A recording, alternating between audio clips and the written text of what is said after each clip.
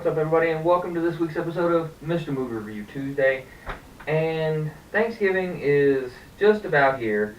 And to me, I've kind of always felt that Thanksgiving was sort of that lost opportunity for movies because you have a ton of movies based for Halloween, you have a ton of movies for Christmas.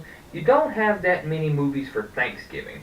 So this week's episode is going to be dedicated to what I feel are, my top 5 favorite Thanksgiving movies. We're going to kick things off with number 5.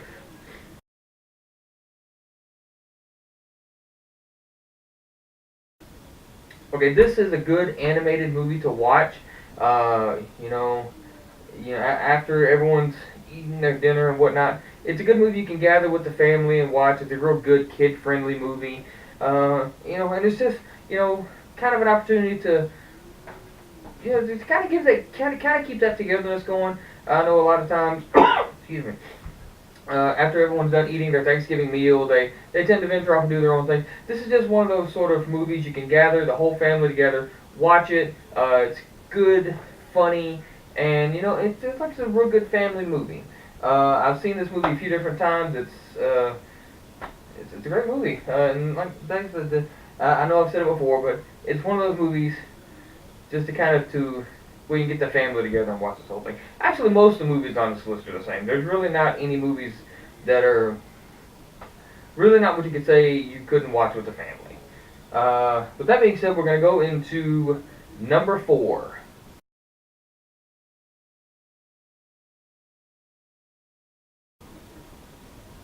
Yeah, I know it's a Pauly Shore movie, but it's back when Pauly Shore was still doing pretty good movies. Uh, Encino, excuse me again. Encino Man was a good one. Son-in-Law was a good one. Um, he's done a couple of good movies here and there. Um, this movie, it doesn't really have much to do with Thanksgiving. It just kind of takes place around Thanksgiving.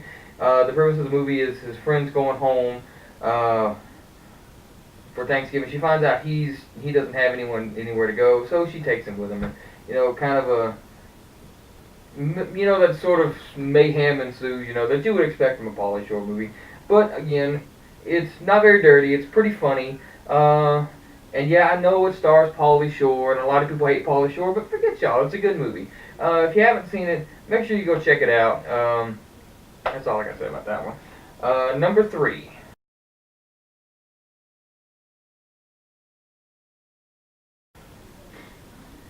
Some people may not know this movie. Most people associate Ed O'Neill with Al Bundy from Married with Children, and that new show he's on called Modern Family.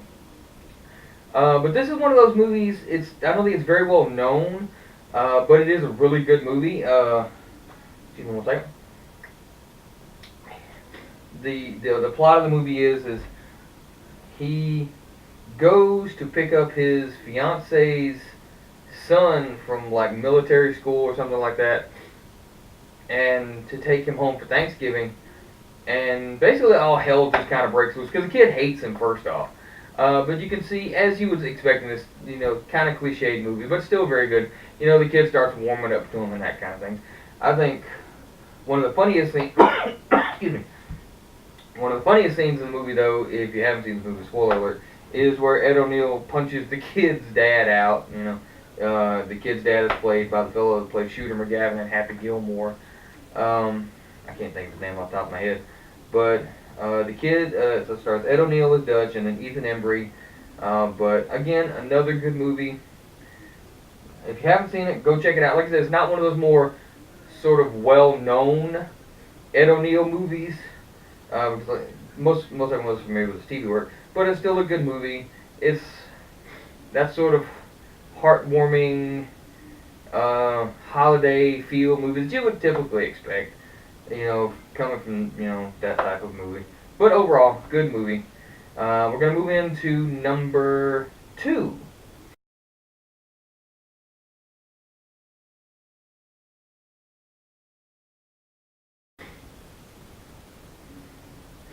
Planes, Trains, and Automobiles, starring two comedic geniuses, Steve Martin and John Candy. I can't think of many movies that these guys have been in that I haven't liked, and to see them in a movie together is just absolutely phenomenal. I think this movie was written by John Hughes, which was kind of a veer off from what he was typically known for. Those Brat Pack movies like The Breakfast Club, 16 Candles, Pretty in Pink. He was more known for those, and for him to actually write, excuse me, a more adult-oriented movie was pretty rare, but it was good. John Candy, he plays a sort of typical lovable oaf type character in this movie, whereas Steve Martin, he's more wound tight and whatnot. And the thing about it is they're like two traveling salesmen, and they're trying to get from New York to Chicago in time for Thanksgiving. And almost like Dutch, the typical cliche stuff happens, mishap after mishap after mishap. Steve Martin on a couple of different occasions loses his mind on John Candy's character. But at the end, they warm up to each other. And Steve Martin, toward the end of the movie, after he's, separated, parted ways with John Candy's character, he goes back to thinking about some of the things that John Candy had said about his wife, and he realizes, and you come to realize, and spoiler alert here, that John Candy's wife has actually died.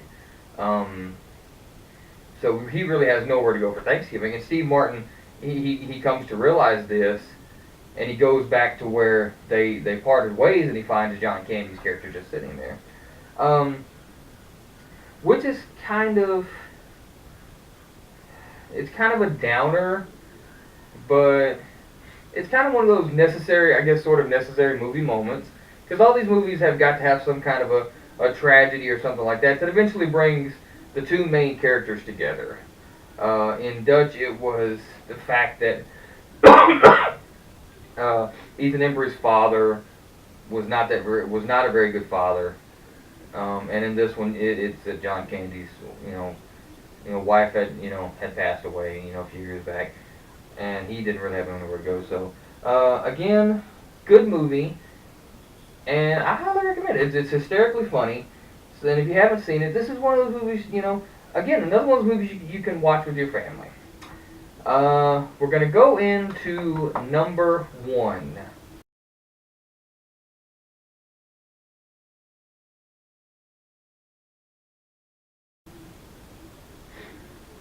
Okay, let me get this out of the way.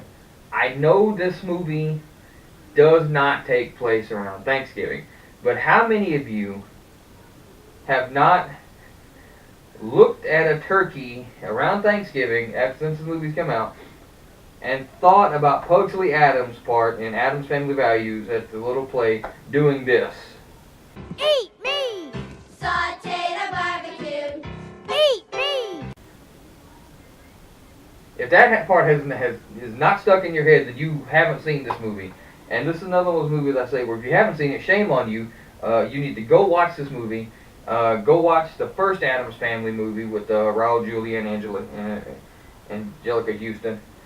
But definitely watch Addams Family Values around Thanksgiving. Me and my wife, we kind of got into a debate about this movie. She said, it's not a Thanksgiving movie. I said, I know it's not a Thanksgiving movie, but it's kind of like the Rocky Horror Picture Show around Halloween. It's one of those movies that you associate with that time of year. You associate the Rocky Horror Picture Show with Halloween, which, as much as I hated it, that's why they put the remake out around October, because that's what you associate the Rocky Horror Picture Show with, is Halloween, and you associate this movie with Thanksgiving because of that little play at the end. I have nothing else to say about any of these movies except these are all great family movies you can sit down and watch together. So, of all 5, I want every one of you out there, come Thanksgiving Day, I want you to pick one, sit down, watch it with your family, and let me know in the comments below which one you plan on watching on Thanksgiving. Be sure you give this video a thumbs up, subscribe to my channel. If you have any ideas for videos you'd like me to do as far as movie reviews, that kind of thing, make sure you comment in the section below, and I'll see you soon.